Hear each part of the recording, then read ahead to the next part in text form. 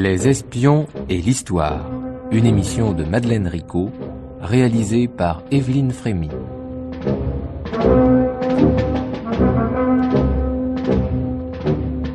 Tu m'as fait part il y a quelques jours, mon jeune ami, de ton désir de devenir un de ces agents qui se mêlent d'intrigues politiques et secrètes. Pour te donner des exemples des qualités physiques, intellectuelles, caractérielles, qui me semblent nécessaires à l'exercice d'un tel métier, ou si tu préfères d'une telle vocation, je t'ai déjà montré les agissements du comte de Montgaillard, agent caméléon, dont le passage du camp des princes au camp du Directoire permit le coup d'État du 18 Fructidor. Trahison brillante qui peut-être donna un empereur à la France, mais qui ne lui apporta que peu de profit pour beaucoup d'opprobre. Je t'ai ensuite conté la rocambolesque aventure du comité secret, royaliste et fantôme, dans lequel furent entraînés les deux Suisses, Fauche-Borel et Perlet, l'un servant Louis XVIII et l'autre Fouché, et qui causa et la mort du jeune officier Charles Vitel, neveu de Fauche, et la fin lamentable, quoique plus tardive, de nos deux espions. Il me reste aujourd'hui, pour terminer ma démonstration, à te conter une nouvelle et lamentable affaire, qui se déroula en pays chouan-normand, c'est-à-dire en cette contrée qui va des côtes jusqu'à Rouen, englobant Caen, Falaise et Bayeux.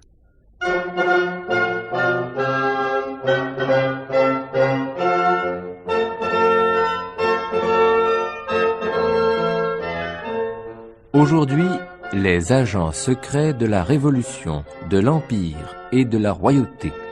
Troisième partie, Madame de Vaubadon, avec la participation de Casamayor.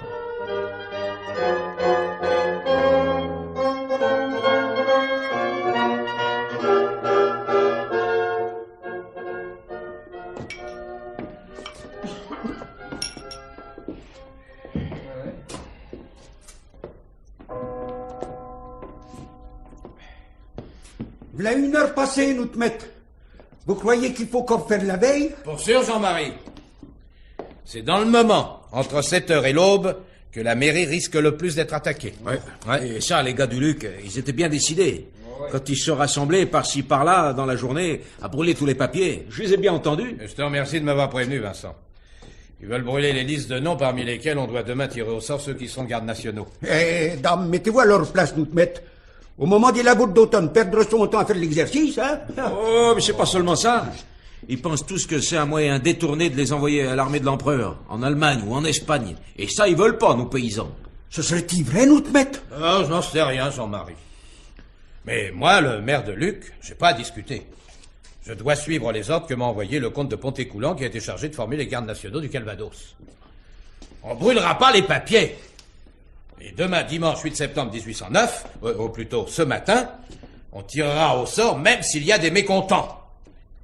Allez les gars, buvez un coup de cidre pour vous tenir réveillés. Ah, ça c'est pas de refus, nous te mettre. Ah, merci, monsieur Boulet.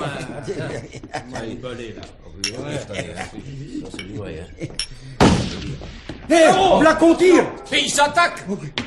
C'est quoi? Personne n'est blessé? Non. Bon, ben sortons pour voir ce qui arrive. Et prenez des lanternes. Oui.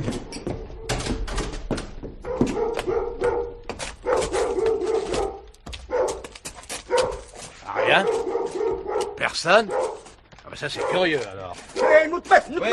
Voilà une cartouche qui fume que je viens de trouver sur le pavé de la cour. Ben où est la balle? Ah là, dans le bas de la fenêtre, monsieur Boulet. Ah, le montant l'a arrêté, ben heureusement. Oh, ils vont sûrement revenir. Jean-Marie, vite, va chercher du secours au poste des gardes-côtes. J'y cours, notre mec, j'y cours. Oui, quant à nous, eh ben rentrons en les attendant.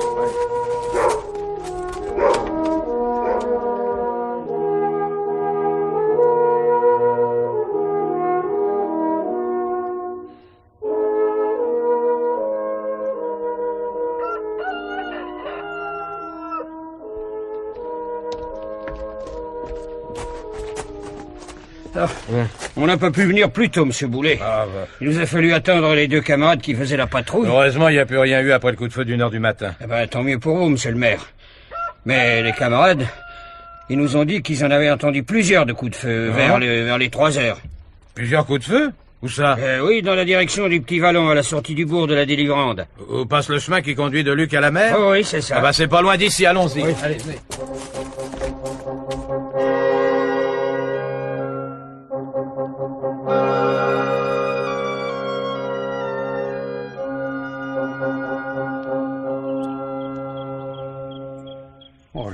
pauvre gars. Le pauvre gars. Ouais.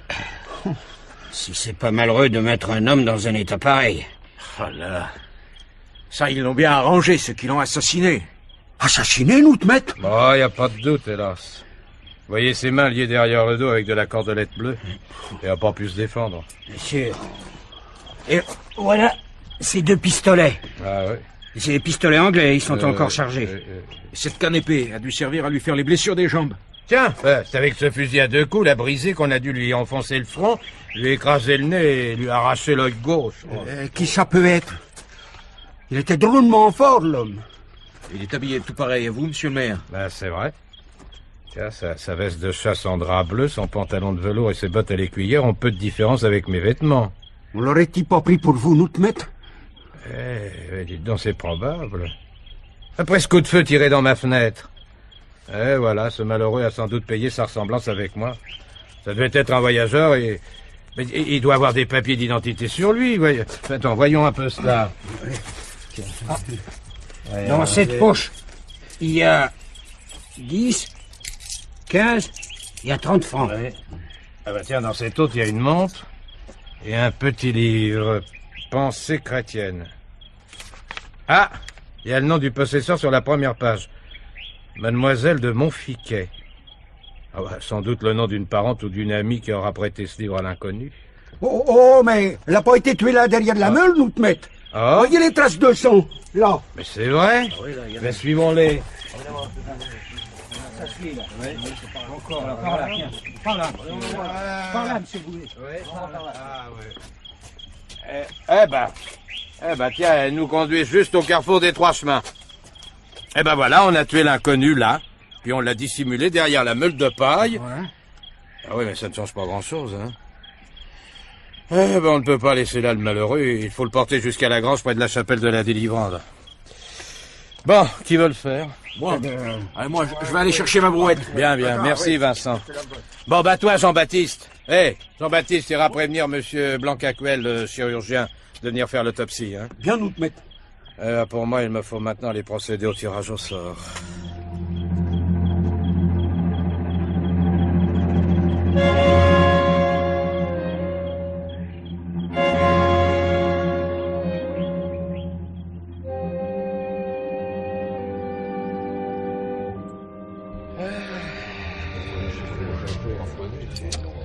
Monsieur le chirurgien, pouvez-vous nous dire maintenant ce qui a provoqué le décès de ce pauvre homme?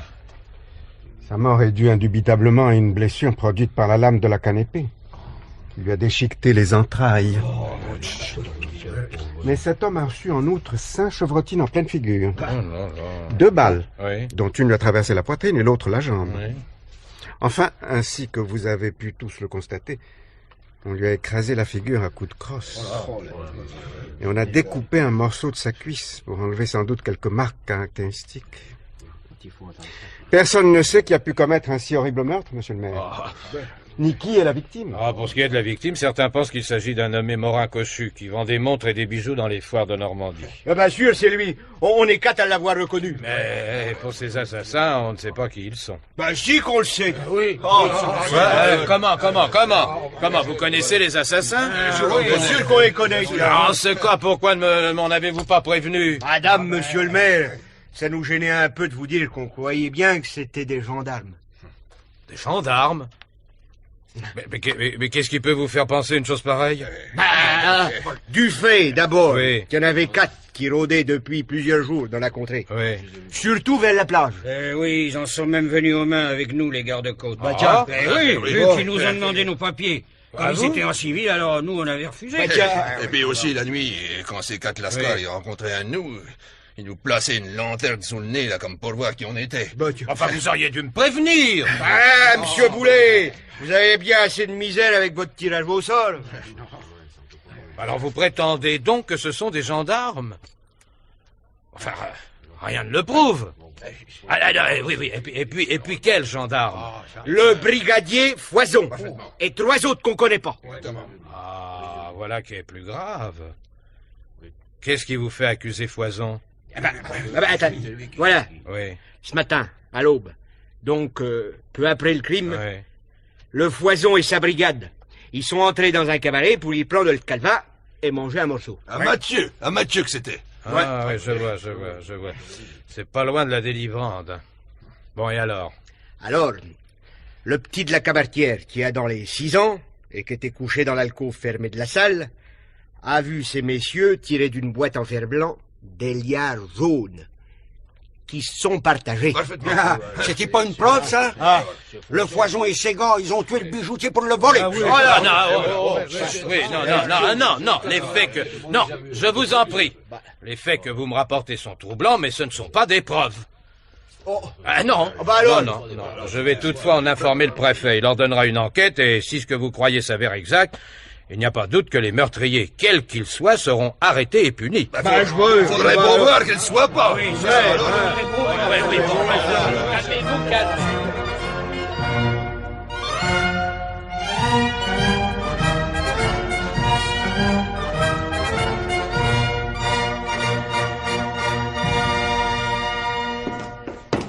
Monsieur le maire, Capitaine, je suis venu à la délivrande pour une vérification contradictoire. Le rapport que vous avez adressé au préfet, monsieur Caffarelli, et celui que le brigadier Foison a établi après les premières constatations qu'il est venu faire hier ici, étant en contradiction. Je me demande bien ce que le gendarme Foison a pu écrire dans son rapport, vu qu'il a refusé de répondre à mes questions, et vu qu'il s'est montré si arrogant, si menaçant et si insolent que toute enquête a été rendue impossible. Aussi bien est-ce pour cela que M. Caffarelli m'a chargé de vous opposer à Foison, car il désire que toute la lumière soit faite sur cet horrible meurtre. Qu'avez-vous à dire, M. Boulet? Simplement ceci. Que beaucoup de mes administrés du Luc et de la Délivrande, ainsi que des paysans du village de Mathieu, accusent le gendarme Foison et 3 autres hommes l'accompagnant d'avoir assassiné le voyageur pour le voler. On l'a pas assassiné, on l'a tué pour nous défendre. Tiens, voilà un premier point. Vous reconnaissez avoir tué l'inconnu, Foison. Bon, dites-nous, dans quelles conditions maintenant? Des camarades et moi, on faisait une patrouille.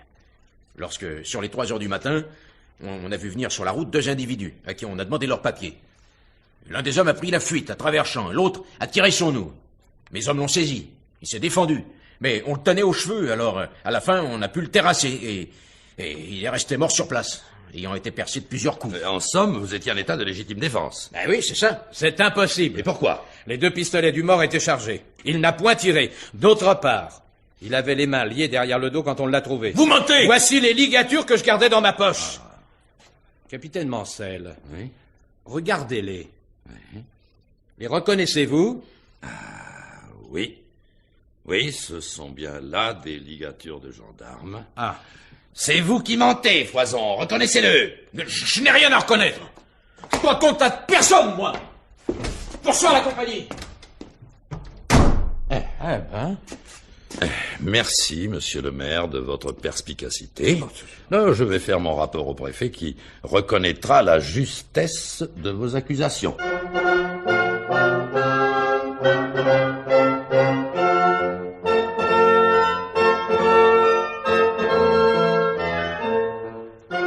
Tu te demandes peut-être, mon jeune ami, pourquoi je m'étends si longuement sur ce crime crapuleux.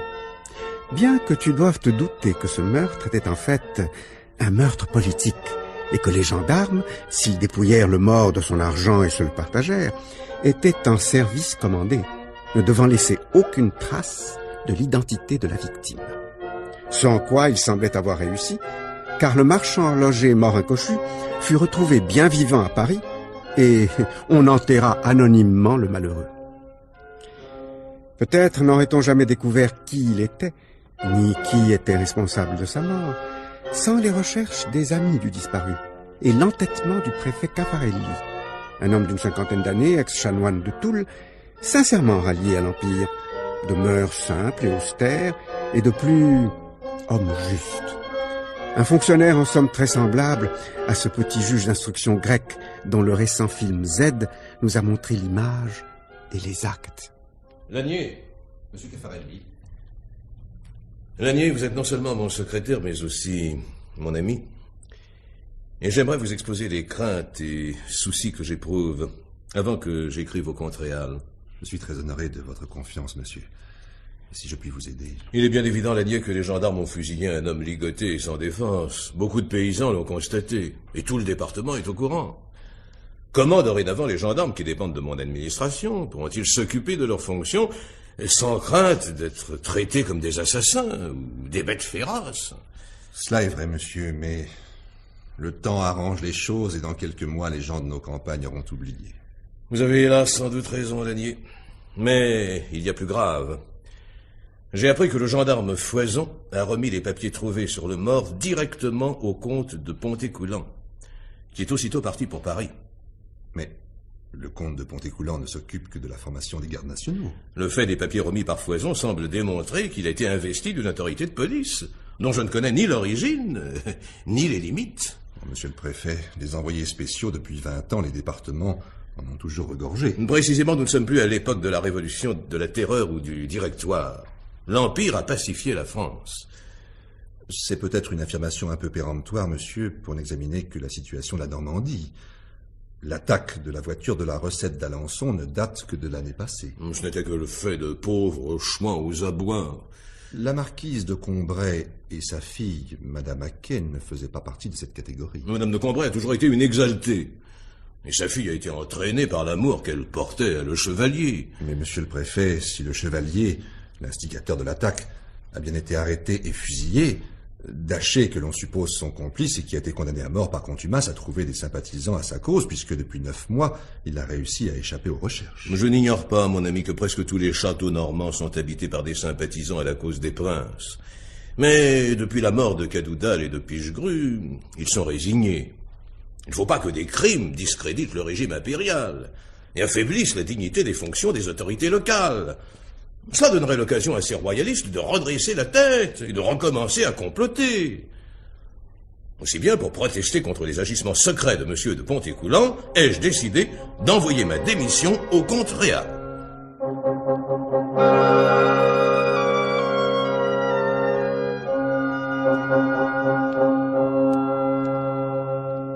Réal, ce Caffarelli, avec son indignation, ses reproches et ses scrupules, est bien gênant. Sa lettre prouve, en tout cas, que nous avons eu raison de ne pas le mettre au courant de notre affaire et de la confier à Pontécoulant. Sans doute. Mais celui-ci ne semble pas avoir eu la main très heureuse avec son gendarme Foison. Cet imbécile s'y est si mal pris que tout le Calvados est intrigué par ce meurtre. Et il faut que Caffarelli modère son zèle vertueux. Je dois donc accepter sa démission. Gardez-vous-en bien, Réal. Vous déclencheriez un scandale. Non. Rassurez-le en prétendant que Pontécoulant n'est bien occupé que de la formation des gardes nationaux. Et surtout, faites-lui croire qu'il est, lui seul, chargé des recherches et des poursuites. Conseillez-lui d'agir avec la plus grande circonspection, car, écrirez-vous, d'après les renseignements que nous avons à la police et à l'intérieur, il y a tout lieu de penser que l'individu assassiné n'est pas un agent isolé, mais qu'il fait sans doute partie d'un plan d'espionnage organisé. Je pourrais ajouter, monsieur le ministre, et cela sans être obligé de mentir, que les papiers trouvés sur le cadavre prouvaient que l'homme était porteur de renseignements sur la situation politique et militaire de la côte et de toute la Normandie. Renseignements destinés à être transmis en Angleterre. Ah, Réal, je me demande s'ils en finiront jamais, ces chouans de tramer de mirifiques projets de débarquement. Tant qu'il y en aura un de vivant, je ne le pense pas. Ils ont la royauté dans le sang, comme d'autres ont un vice. Notre rôle est de les neutraliser, Réal. Aussi, j'insiste encore pour que Caffarelli ne fasse ni bruit, ni éclat. Quoi qu'il découvre, persuadez-le qu'en agissant autrement, il empêcherait la découverte du conseil secret dont l'homme tué à la Délivrande n'est qu'un agent.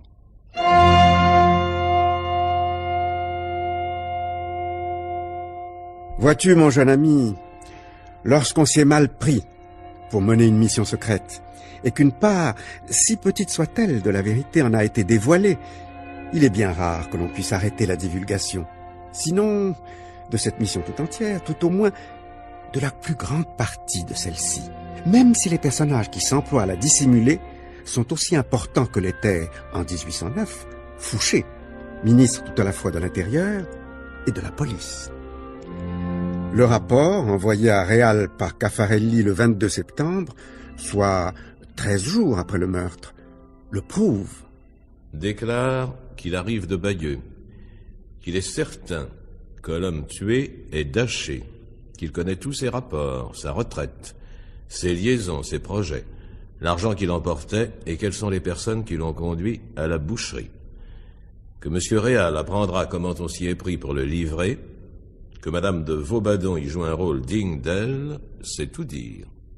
Comment, en si peu de jours, le préfet avait-il pu connaître l'identité, la retraite, les liaisons du vicomte Daché et le nom de celle qu'il avait livrée aux gendarmes? Tout simplement par l'opinion publique, qui avait eu tôt fait de démêler l'intrigue, ou tout au moins son aboutissement. Mais j'aimerais, avant de te faire suivre l'enquête des amis du vicomte Daché, t'en tracer un rapide portrait. François Hubert Daché, né dans l'Eure, avait tout juste 50 ans.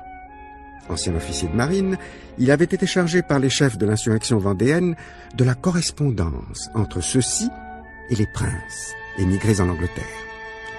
Il avait une stature colossale, une force énorme. Il était intelligent, possédait une profonde connaissance des hommes et un sang-froid, une audace remarquable.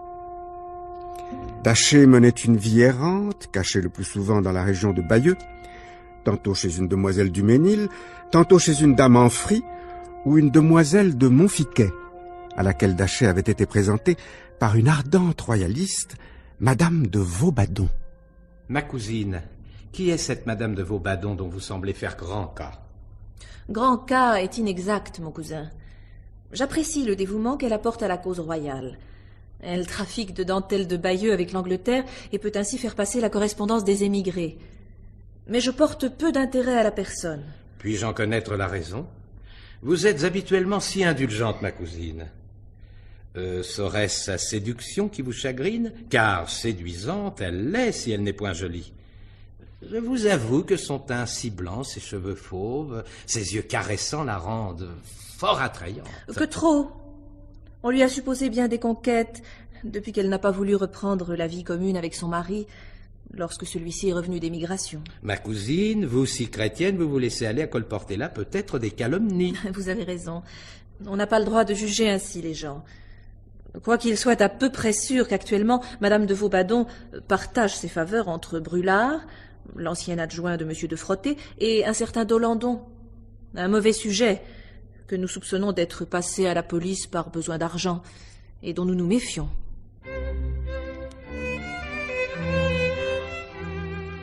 Mademoiselle de Montfiquet ignorait peut-être que Madame de Vaubadon avait été aussi, ainsi que l'affirmait la rumeur publique, la maîtresse du vicomte Daché. Mademoiselle de Montfiquet habitait Bayeux.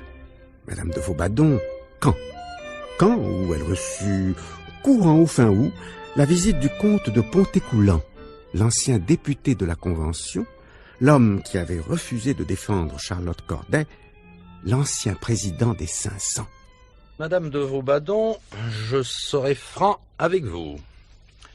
Depuis de longues années, vous troublez le pays par vos intrigues royalistes. En ce moment même, un ordre d'arrestation est suspendu sur votre tête et sur celle de M. Daché, votre complice. Vous devez enfin comprendre, madame, l'impuissance du parti que vous avez soutenu de vos efforts.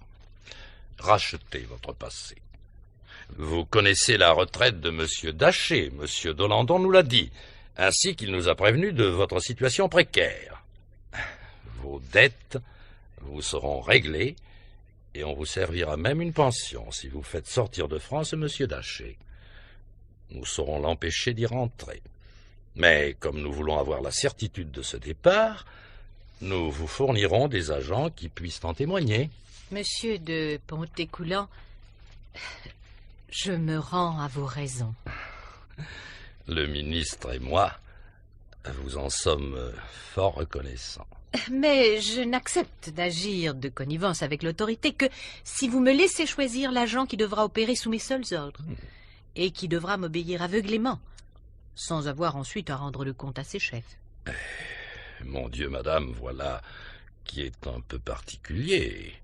Mais si vous en prenez la responsabilité, n'imaginez pourtant pas que vous pourrez nous jouer. Oh, comte, Vous avez la promesse de la petite nièce de l'amiral de Tourville. En ce cas, quel collaborateur désirez-vous avoir? Le brigadier de gendarmerie Foison. Je le connais un peu. Soit, je lui ordonnerai de vous obéir et l'assurerai de son impunité.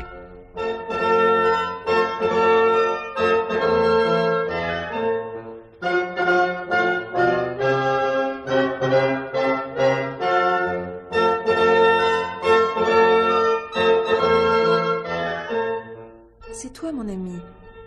Qu'y a-t-il donc qui te fasse revenir si vite à Bayeux? N'étais-tu pas là il y a quelques jours? Oui, j'étais venue te demander si le vicomte Daché séjournait dans la ville et tu m'avais répondu qu'il y demeurait en ce moment et que tu le voyais chaque semaine.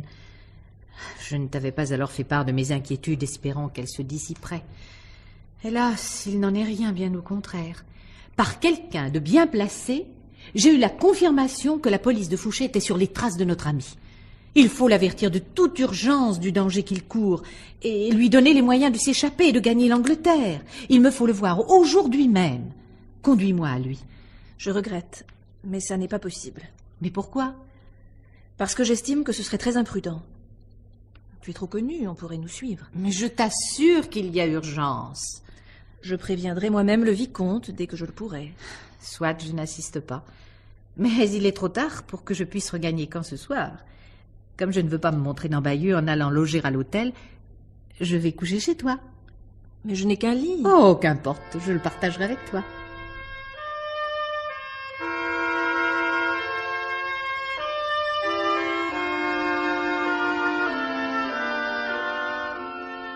Est-ce que tu dors?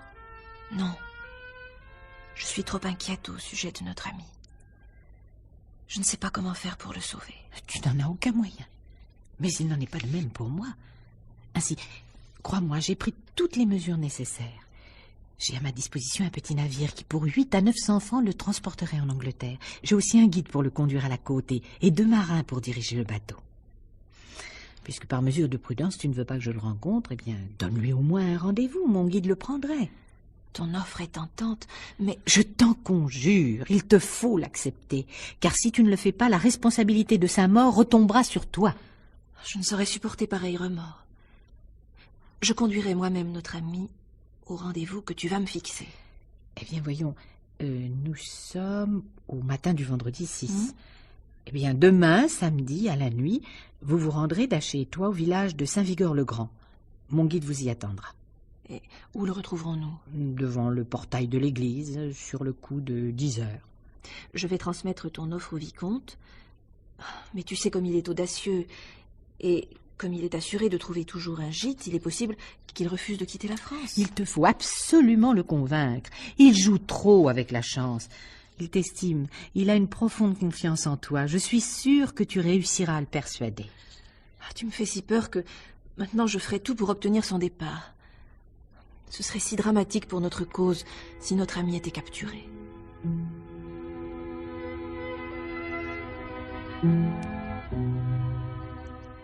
Lorsque les amis du vicomte Daché apprirent tout à la fois qu'un homme avait été assassiné près de la côte, précisément la nuit où le chef royaliste devait embarquer, et que le gendarme Foison était l'auteur de ce forfait, ils se rappelèrent certains faits troublants. Hélas, mademoiselle de Montfiquet, nous ne pouvons plus douter que ce soit bien le vicomte Daché qui a été assassiné à la Délivrande. On a retrouvé sur lui le livre de pensée chrétienne que vous lui aviez remis. Oui, en lui faisant mes adieux. Je ne me consolerai jamais de sa mort. Vous n'en êtes pas responsable. Je voudrais le croire. Nous avions pris tant de précautions. Le vicomte s'était caché sous le porche d'une ferme pendant que j'allais seule au lieu du rendez-vous. Nous avons échangé les mots de passe convenus. Le guide m'a dit Samson et j'ai répondu Félix. Rassurée, je suis allée chercher Monsieur Daché. Il s'est éloigné avec l'homme. Monsieur Daché était tombé dans un piège, mais tendu par qui? Dites-moi, c'est bien madame de Vaubadon qui a organisé ce départ du vicomte? Mais oui, je vous l'ai déjà raconté. Je voulais en être bien certain, car je ne peux plus taire une confidence que m'a faite le vendredi soir, donc la veille du meurtre, mon ami monsieur de Formigny. Tout un chacun sait à Caen que ce jeune homme est fort amoureux de madame de Vaubadon et de ce fait fort jaloux de monsieur d'Olandon. Or, ce vendredi soir, M. de Formigny se présenta chez elle. On lui répondit qu'elle était absente. Passant devant les fenêtres éclairées de l'appartement, il lui sembla apercevoir la silhouette d'un homme se découpant sur les voilages. Notre jaloux se cacha, bien décidé à faire une scène s'il voyait sortir Dolandon de chez la dame. Et bientôt, effectivement, un homme franchit la porte. Apercevant Formigny, il ramena vivement le pan de son manteau sur son visage. Notre écervelé se précipita et écarta le tissu, mais quelle ne fut pas sa stupéfaction de reconnaître le brigadier de gendarmerie Foison. Celui-ci, furieux, grommela des injures et s'éloigna rapidement. Dépité, mon jeune ami vint aussitôt me conter sa mésaventure. Je n'y pris que peu d'intérêt, la réputation de Madame de Vaubadon n'était plus à faire pour ces sortes d'intrigues. Mais depuis, j'ai fait le rapprochement. Madame de Vaubadon a passé la nuit du 5 chez vous. Le 6, au soir, elle a reçu Foison, et le 8, dans la nuit, au rendez-vous fixé par elle, se rendait d'Aché. Avez-vous vu les traits du guide qui vous attendait? Oui. Était-ce Foison? Je ne connais pas ce Foison, mais le guide était un très bel homme. Alors c'est lui. Foison possède un physique très avantageux. Mon Dieu! Ceci voudrait dire que Madame de Vaubadon Oui, aurait... hélas, oui. Je le crains. J'en suis même certain.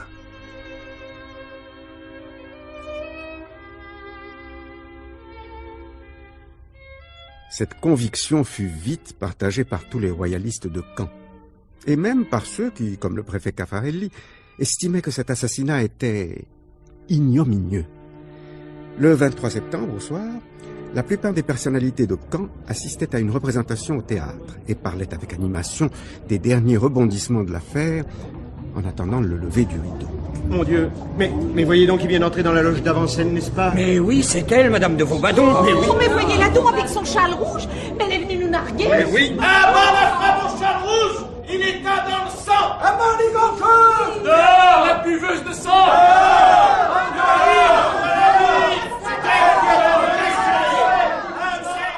Madame de Vaubadon ne résista que quelques secondes à ce déferlement d'indignation. Elle quitta le théâtre et le lendemain la ville pour n'y plus revenir.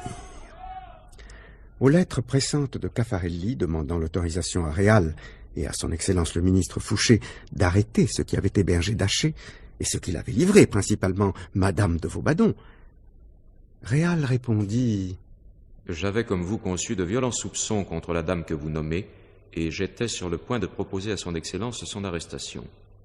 Mais je vous avoue que je suis loin d'avoir d'elle l'opinion que vous en manifestez. Son Excellence vous fait savoir que l'essentiel est de garder sur ces derniers événements un silence utile à ses desseins. En effet, j'espère pouvoir vous donner bientôt les noms de quelques autres personnes qui ont vu secrètement Daché.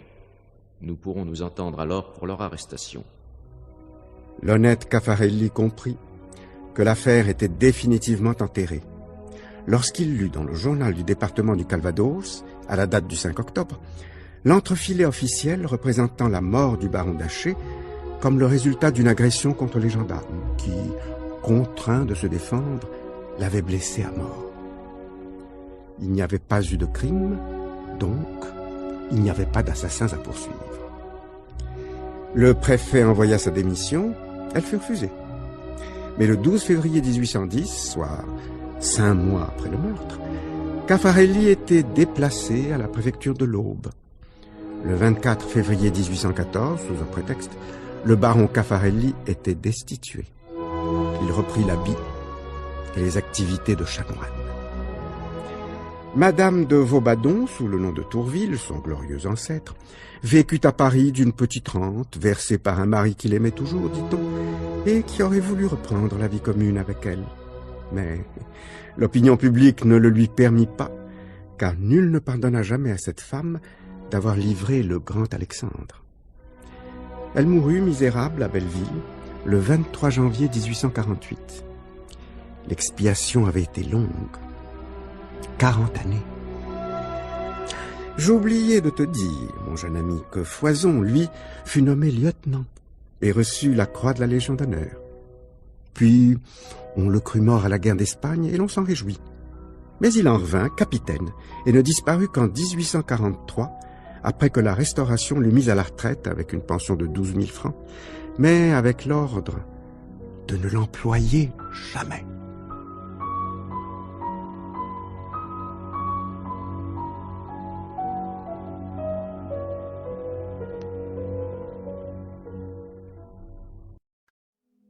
see how tired you are,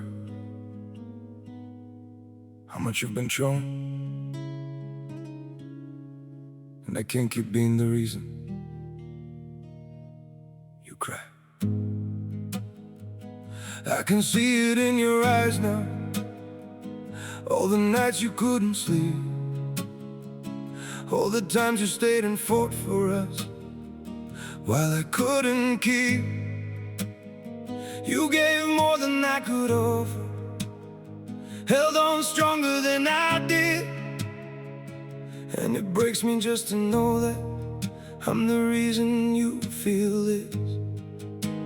You deserve better than me. You deserve someone who stays.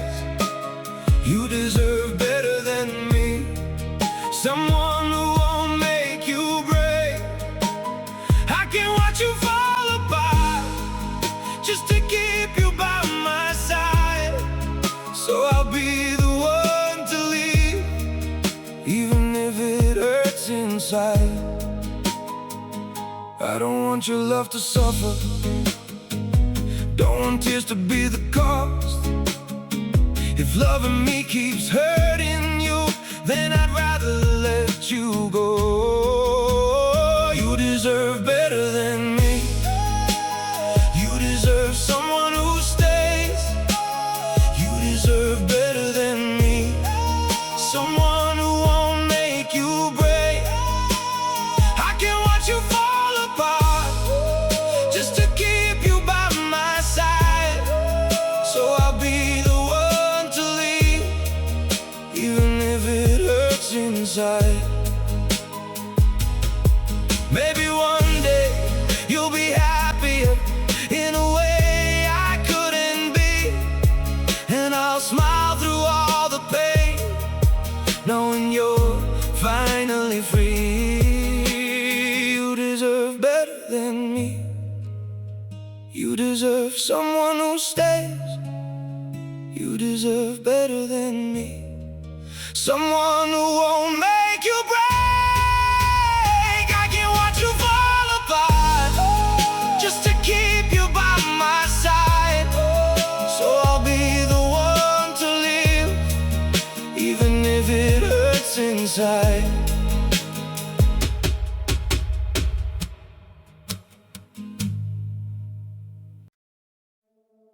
You were brighter before me, lighter, freer.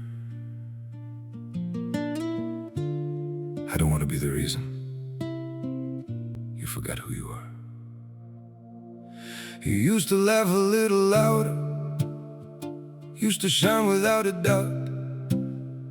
Now I see you growing quieter every time we're falling out.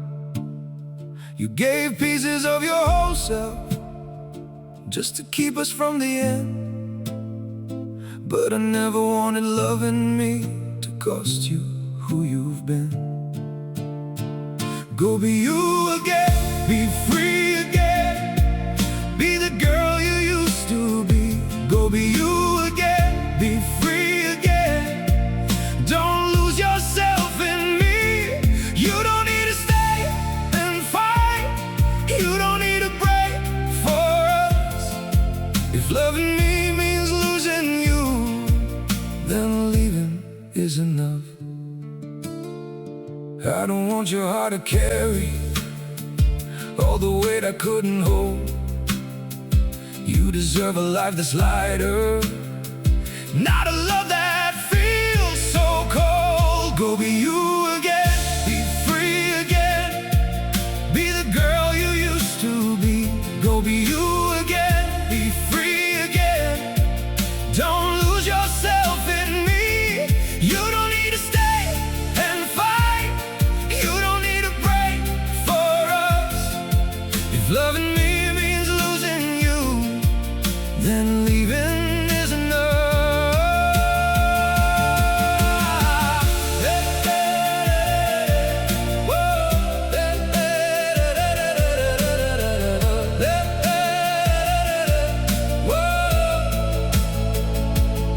Maybe one day we'll remember all the good without the pain, But right now I'd rather lose you than see you fade away. Go be you again, be free again, be the girl you used to be. Go be you again, be free again. Don't lose yourself in me. You don't need to stay and fight. You don't need to break for us. If loving me means losing you, then leaving is enough.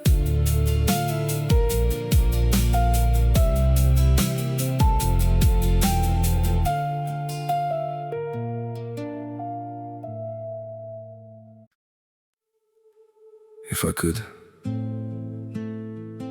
I'd give it all back to you. Your time, your love, your youth, so you could walk away lighter.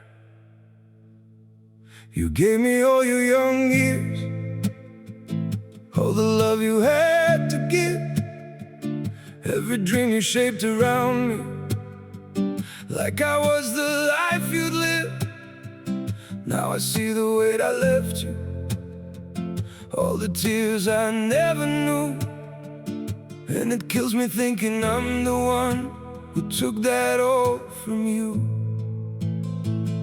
I'd give it back, I'd give it back, every moment that you lost. I'd give it back, I'd give it back, every tear it ever cost, so you can walk away from me with a heart that's not this torn. Forget my name, start again, find a love that feels like home. If I could undo the memories, take the pain out of your past, I would trade it all in seconds just to see you smile again. I'd give it back, I'd give it back, every moment that you lost. I'd give it back, I'd give it back, every tear it ever cost, so you can walk away from me with a heart that's not this torn. Forget my name, start again, find a love that feels like home.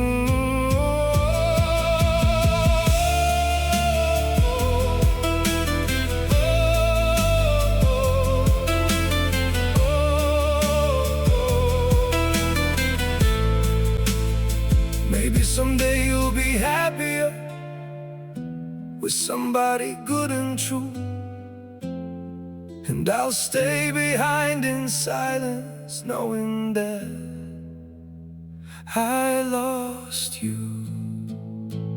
I'd give it back, I'd give it back, every moment that you lost. I'd give it back, I'd give it back, every tear it ever cost, so you can walk away from me with a heart that's not this torn. Forget my name, start again, find a love that feels like home.